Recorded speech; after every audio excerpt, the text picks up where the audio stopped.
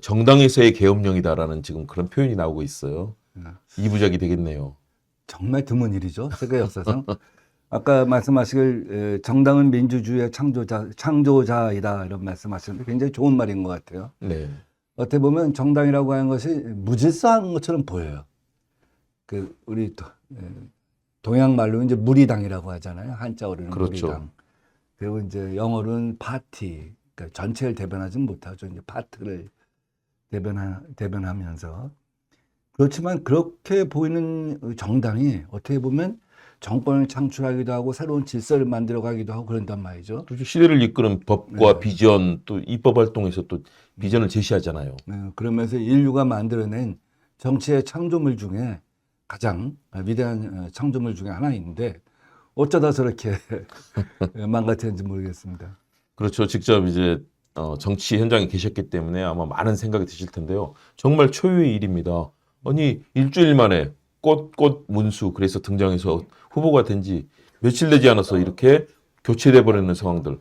더구나 외부에 있는 무소속 후보 그리고 한덕수 후보의 경우는 정치 경험도 일치하고 관료로서만 살았었잖아요. 과연 이 정치 세계의 냉정한 현실 속에서 착근이 가능할까요? 김문수 후보가 그 한덕수 예비 후보라고 할까요? 뭐 하여간 등록은 안 했었지만 그 당시에 전 총리하고 대화를 하면서 단일화 협상을 하면서 유령하고 얘기한 것 같다. 무슨 출마 의지가 있는 건지 권력 의지가 있는 것인지 정치 경험이 있는 것인지 기초의회도 한번 해봤는지 모두가 다 불투명하다. 유령하고 정치를 하는 것 같다. 이렇게 얘기했는데 결국 그 논법대로 한다면 유령한테 대통령 후보를 갖다가 준 거예요. 앞으로 우리 국민은 유령 정치 속에서 유령 대통령 혹시 되더라도 지금 상황에서 될 것 같지는 않지만 그러나 정치는 또 모르니까요. 아니 뭐 그러니까 유령 그러니까 기호 2번이죠. 그렇죠. 유령 후보가 하나 있는 거죠. 그러니까 저 사람의 실체가 불분명한 거예요. 아, 저 사람은 국무총리 2번 했다. 주미대사를 했다는 것 빼놓고는 모든 게 불분명한 거예요. 저는 그 김문수 전 지사가 정확히 봤다고 봐요. 대화를 하다 보면 이 사람의 실체가 뭔지 좀 궁금한 적 있잖아요. 내가 사람하고 얘기하나? 내가 유령하고 얘기하나? 내가 귀신하고 얘기하나? 그런 느낌이 들 때가 있을 것 같다고 봐요. 왜냐하면 대화를 했는데 이 사람이 왜 나왔는지 알 수가 없어. 뭘 하려고 하는지 알 수가 없어. 가까이서 2번이나 대화한 김문수 전 지사도 그런데 일반 국민들이 볼 땐 도대체 이 사람은 왜 나왔을까? 그렇잖아요. 그렇죠. 아니 한 번도 자기가 대권 의지 표명해 본 적이 없어요. 그리고 12.3 쿠데타 났을 때 자기가 국정을 안정적으로 관리하는 것이 자기한테 주어진 사명이라고 했어요. 근데 어느 날 갑자기 대통령이 되겠다고 나온 거예요. 그러면 우리 가장 큰 궁금증은 이 한덕수가 그런 생각을 하게 된 그 실체가 뭐냐? 본인이냐? 본인 아닌 누가 그런 결심을 하게 한 거냐? 본인 아닌 누가 그런 결심을 하게 한 거라면 이 사람은 정말 유령이고 하바튼 거죠. 그렇죠. 그리고 국민의힘이라고 하는 집단이 어떻게 저렇게 일치단결해서 자기들이 뽑은 후보를 갖다가 강제 하차시키느냐. 그것도 지금 보이지 않는 손 이것만 갖고 얘기하기에는 너무 황당한 일인 거잖아요. 집단 최면인가? 집단 어떤 주술인가? 사실 그게 굉장히 궁금한 부분이에요. 이 부분을 갖다가 하나씩 이제 규명을 해 나가겠지만 여기서 어떻게 보면 우리나라의 보수주의의 한계를 갖다 우리가 직면하게 되는 것 같아요. 조이대가 보여준 우리나라 사법 엘리트의 한계. 그 다음에 이 권성동 이 사람들이 보여준 우리나라 보수 정치 집단의 한계.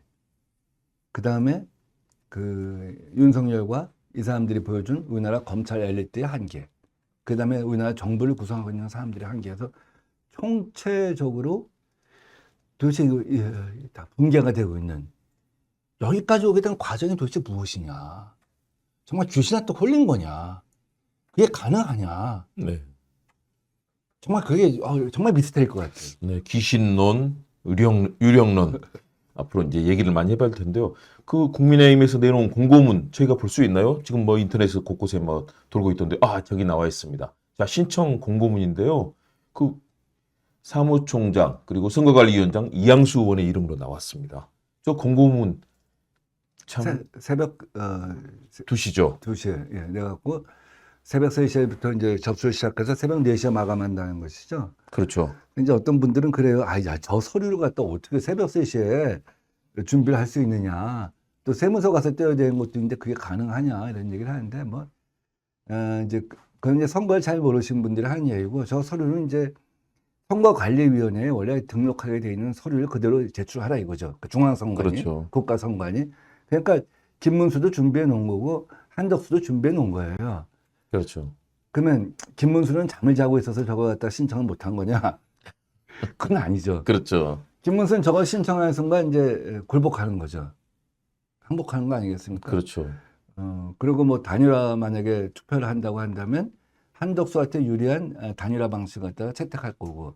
그러니까 저거는 뭐 후보 자격을 갖다가 이제 박탈하겠다고 하는 시나리오에 자기가 거기 들어가면은 항복 굴복한 것뿐만 아니라 한덕수한테 말하자면 꽃모자를 갖다 씌워주는 거 아니겠어요? 그렇죠. 그러니까 그건 자기는 뭐 잠을 자고 있어서 안 한 게 아니라 동의를 못 하니까 이제 안 한 거죠. 그렇죠.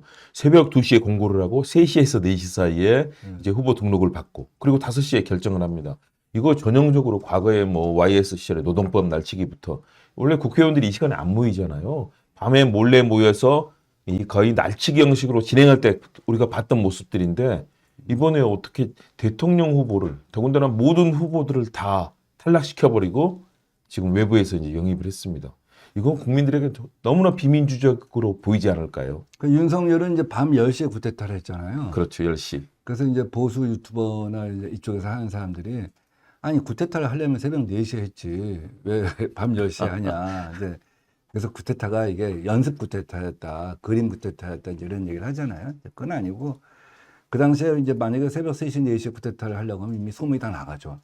새벽 그렇죠. 3시, 4시에 공무회를 하려고 하면 이미 소문이 다 나가니까 자연스럽게 밤 10시에 해서 이제 국회의원들 모아놓고 잡아가려고 했던 거고, 이 사람들은 정말 새벽 3시, 4시에 뭐 이제 남들이 볼 때는 굉장히 기습적으로 했다, 모양도 안 좋다 이렇게 생각할 수도 있지만 역사를 해보면 시간이 그밖에 없는 거죠. 그러니까 오늘까지는 그렇죠. 후보 단일화를 해야지 내일 접수 마감 이제 시간 내일 전국일을 열고 거기서 후보 추인을 하고 바로 등록을 한다. 그러니까 역사라면 말씀대로 역사라면 시간은 그래도 무슨 새벽 3시냐. 아침 7시 할 수도 있지 않냐 이거죠. 그러니까 그렇죠. 이런 건 이제 저런 경우 보면 지배 엘리트가 이성을 상실한 거예요. 뭔가 쉬운 네. 거예요. 맞습니다. 마음이 급해갖고 이성을 갖다 잃었던지 뭐에 쉬웠던지 이제 그런 거죠. 윤석열도 구태타 할 때 보면 굉장히 뭐에 쉬어갖고 당황해갖고 어쩔 줄 몰라 하잖아요.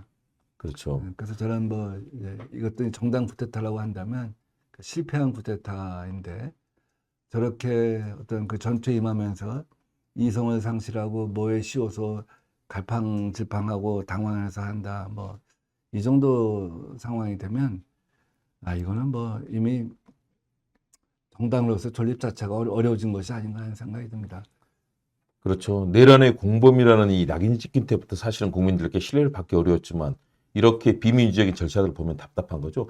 그 기네스북에 올라갈 기록들이 계속 나오고 있습니다. 인터넷에 떠돌고 있던 사진들이 있던데요. 그 세계 최초의 이 취소 공고뿐만 아니라 세계 최초의 대선 후보 전원 탈락이라는 그 사진이 많이 돌아다니더라고요. 그러니까 후보들이 등록을 해서 정말 그래도 보수 진영에서는 내놓으라 하는 그런 후보자들 아니겠습니까? 네, 지금 사진 나오고 있는데요.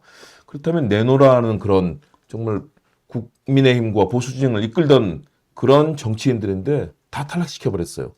그래서 세계 최초의 대선 후보 전원 탈락 기록, 기네스북에 기록이 될 것 같습니다. 그 월드컵 경기를 치면 이런 거죠. 이제 지역별 토너먼트가 있어요. 네. 유럽에서 뭐 한 10장, 뭐 아시아에서 그렇죠. 뭐 한 6장, 지역별로 이제 뭐 이제 대륙별. 아프리카에서 뭐 몇 장씩 해갖고 오지 않습니까? 이제 아시아에서 6팀이 뽑혔어. 뽑혔는데 그 6팀 다 필요 없다고 갑자기 다른 데서 한 명을 갖다가 한 팀을 들어오는 거예요. 그렇죠. 그럼 뭐 이거는 이제 규칙의 위반이잖아요.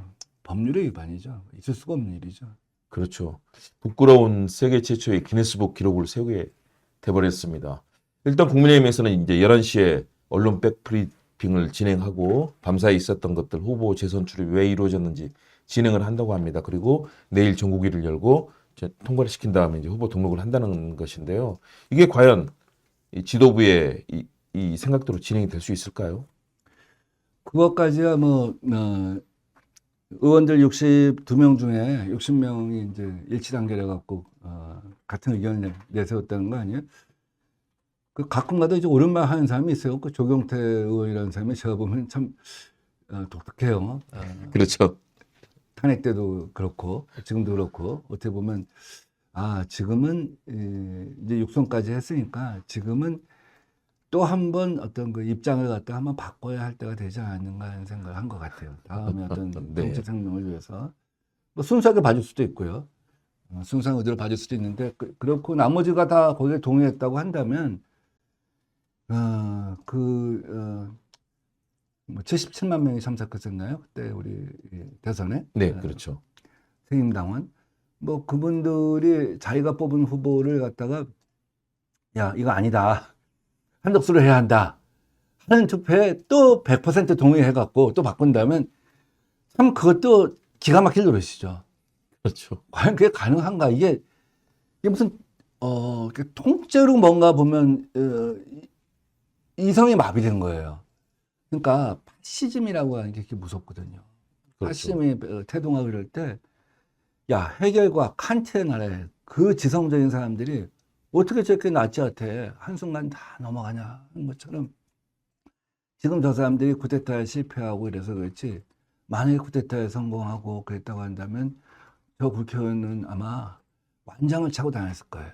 그 거기에 동의하는 그 태극기 부대들은 완장을 차고 다니면서 무슨 좌익 색출하자 이랬을지도 몰라요. 그러니까 집단적으로 이성이 마비되는 그런 무서움이 네. 있다는 거죠. 방금 조경태 의원 얘기해 주셨는데요. 페이스북에 이렇게 썼습니다. 대국민 사기극이며 쿠데타다. 단 한 번의 TV 토론이나 후보 검증 절차 없이 특정 후보를 비대위에서 선출하는 방식. 심각한 당의 분열과 존립을 흔드는 초유의 사태다. 라면서 아주 강력하게 비판했습니다. 그 당의 분열이라고 하는 거 그게 차라리 있으면 좋겠어요. 저건 아니잖아요. 그렇죠. 그래서 무슨 당의 건전한 싹이라도 하나 있어갖고 보수주의가 새로 태동할 수 있으면 저는 그건 그나마 다행이라고 생각하는데 지금 그럴 힘조차 없는 것 같아요. 우리나라 뭐 흔히 하는 말로 새는 좌우 두 날개로 난다고 했는데 저렇게 보수주의가 괴멸하고 형편없어지고 반이성적이 되고 파시즘화되고 이런 것이 과연 이게 우리나라가 건전하게 새가 좌우 양날개로 날듯이 그렇게 날아다닐 수가 있겠느냐 하는 심각한 우려를 하지 않을 수가 없고 이게 이제 결국 보면은 뭐 우리가 자고 일어났더니 선진국이 됐다고 그랬는데 자고 일어났더니 지금 2번, 3번 황당한 사건을 당한 거예요. 12월 3일 쿠데타도 그렇고. 그렇죠. 그다음에 1월 15일 날 윤석열이 체포될 때까지 한남동에서 진지전 친 것도 그렇고, 그 다음에 지기현 판사가 윤석열 내보낸 것도 그렇고, 또 조희대의 난도 그렇고, 지금 쌍권총의 난도 그렇고, 이게 하나하나가 어떻게 5, 6건이, 이게 자고 일어났더니 선진국이고, 선진국이라는 자부심 하나 갖고 살았던 이 나라에서 어떻게 저렇게 황당하고 스스러운 일이 일어나느냐. 그러니까 정말 부끄러운 건 정말 국민들의 몫이냐.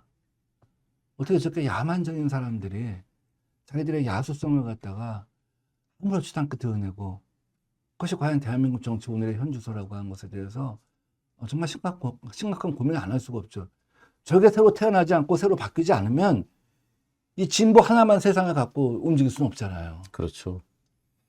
저런 사람들의 몫이 30% 40%가 된다고 하면 그래서 국민의힘이라고 하는 데가 대구 경북을 중심으로 해서 일정한 정도의 포션을 항상 차지한다고 한다면 그래서 그들하고 정치를 계속해야 한다고 한다면 이 나라가 한 발이라도 제대로 전진할 수 있겠냐 이거죠. 이번에 국민의힘 지도부가 보여준 모습은 참 어이상실, 이성상실이라는 말이 적절할 것 같은데요. 권성동 원내대표는 단식 투쟁을 갑자기 했습니다.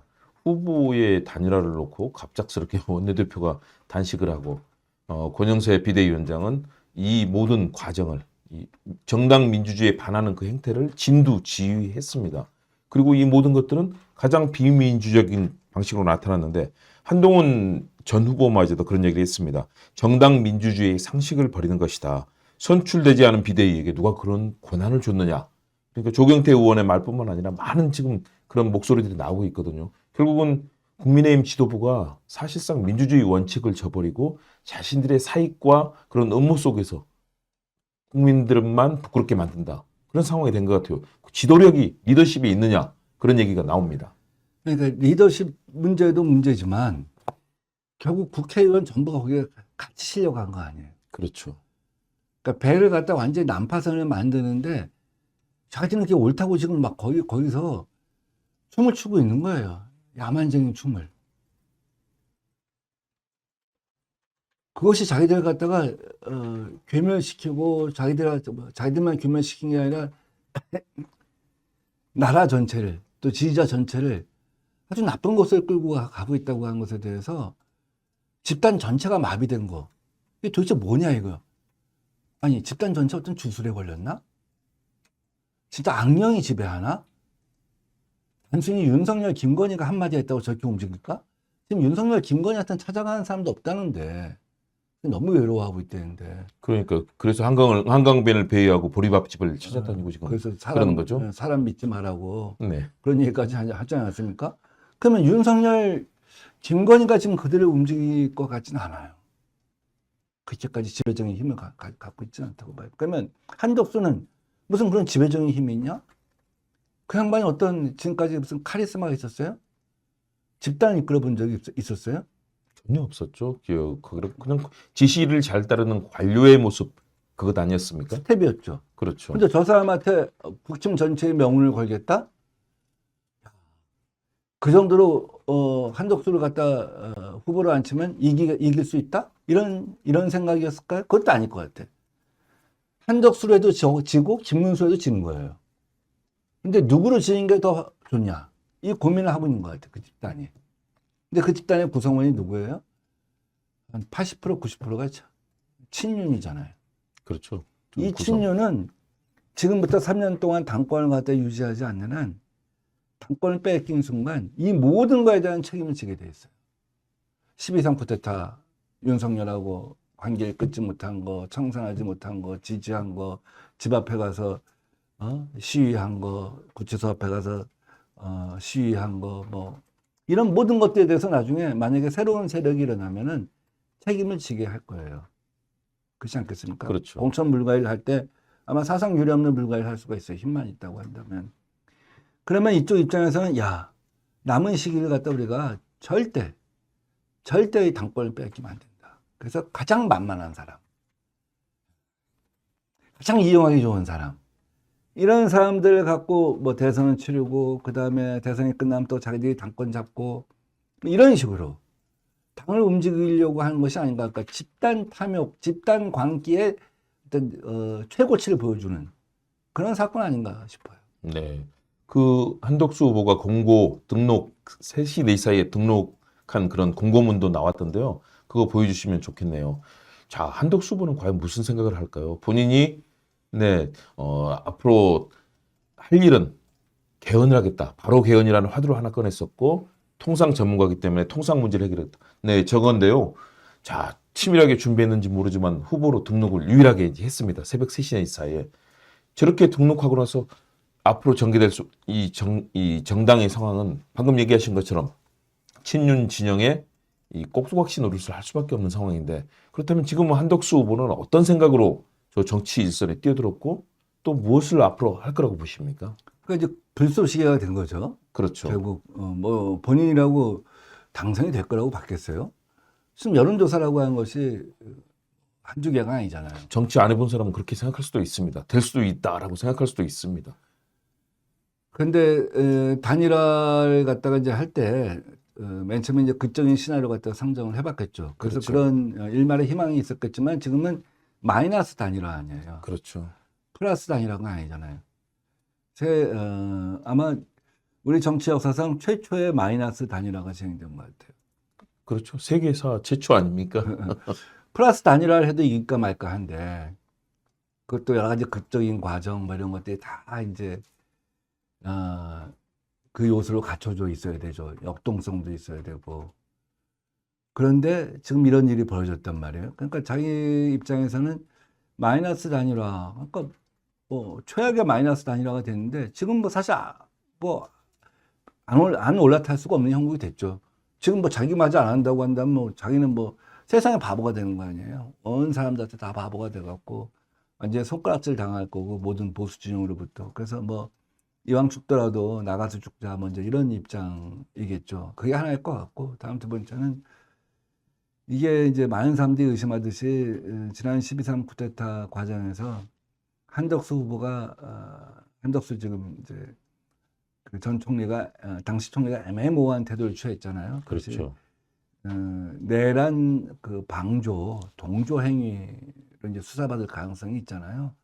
그랬을 때 대선 후보가 되면 아마 그런 그 창끝을 갖다 피할 수 있지 않냐 하는 일말의 기대감, 뭐 이런 것들이 있지 않을까 하는 생각을 좀 해봅니다. 그렇죠. 내란 관련해서는 이미 피의자로 조사를 받았고요. 또 계속 수사는 진행이 되고 있습니다. 그렇기 때문에 그 부분에 대한 창끝을 피하는 것. 또 하나는 이왕 죽는 거 말씀하셨는데 청명해 주구나 한식에 주구나 우리 많이 쓰는 그런 용어인데요.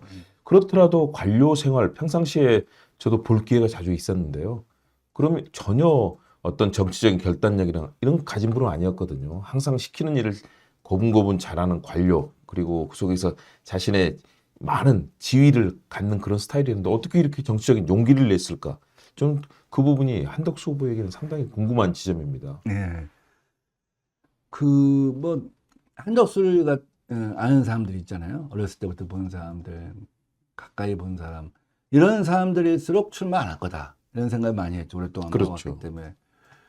그런데 이제 한덕수를 잘 모르는 사람들이 출마할 수도 있지 않냐. 이제 뭐 일반 국민들이 혹시나 하는 이제 보수적 시민들이 어떤 그런 기대감을 가졌었는데 저는 이게 뭐 본인이 지금 출마의 변을 얘기하면서 나는 지난 3년간 여러분과 함께 싸워왔다. 동지이다. 용병이 아니다. 뭐 이런 얘기를 하는데 그게 뭐 그냥 그 양반이 지난 3년 동안 뭐 뭘 어떻게 싸웠다는 건지 오록 하나 기억나는 것도 없잖아요. 그 박지원 의원한테 막 한참 그 대정부질문에서 질타를 당할 때 대통령 잘 모시라고 그랬더니 그 박지원 의원하고 이제 인연이 있잖아요. 과거 정부에서 그렇죠. 실장하고 수석 관계이기 그렇죠. 때문에 그래서 우리 박지원 실장님 같은 분이 비서실장 같은 분이 모셨으면 이 나라가 이렇게 안 됐을 겁니다. 많이 가르쳐 주십시오. 막 어쩔 줄 몰라 하고 답변한 거 봤잖아요. 저도 그건 봤습니다. 지도자의 모습이 아니거든요. 그렇죠. 어쩔 줄 몰라 하고 막 당황해서 오히려 뭐 지금 말한 것처럼 국민의힘과 함께 3년 동안 싸워온 게 아니라 질타를 갖다 당하면은 고개를 빨리 숙였죠. 그런 형국이었죠.